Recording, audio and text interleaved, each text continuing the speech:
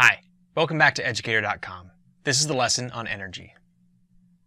Keep in mind that this is an overview of energy, the types of energy we consume, how efficient those energy sources are. Future lessons in this course will get into fossil fuels, like specific forms of energy use, alternative energy, etc. So this is just a basic overview. So first, some past struggles with energy in terms of it being sustainable in the long run for a civilization. When we look at ancient Greece, as their empire grew, as they kept building more and more, and using more and more firewood, shortages of firewood ended up happening. So they began imports from outside of Greece. So their demand kept rising for firewood. Eventually, there were so many olive trees being cut down that they banned the use of olive wood in Athens, actually. The city of Athens. Whoops.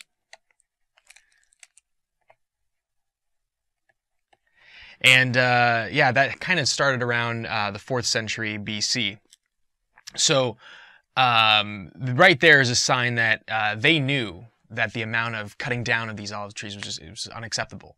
And they ended up changing how they built houses. So they started transitioning into kind of a more sustainable, cheaper, common sense practices into maximizing, what temperature is doing for you.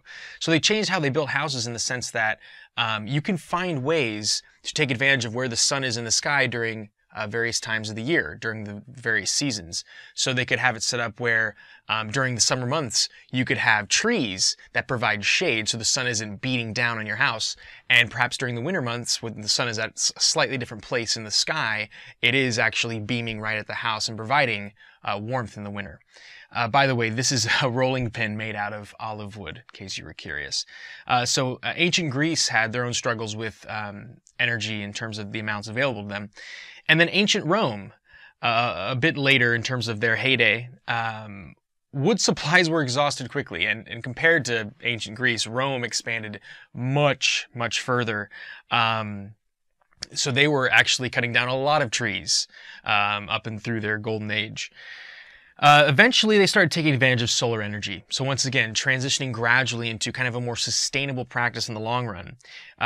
They took advantage of solar energy in a passive sense, meaning letting the sun, heat your building in various ways, or help you cool down. So glass windows were a part of it. Glass windows actually helped keep houses in an appropriate temperature range. They actually took advantage of greenhouses.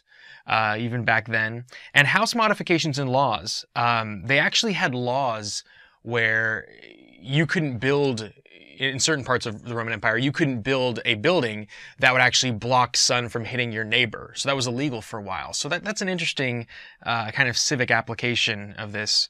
And modifications to houses in terms of how they built them, how they insulated them, actually helped in terms of not cutting down as many trees to provide warmth.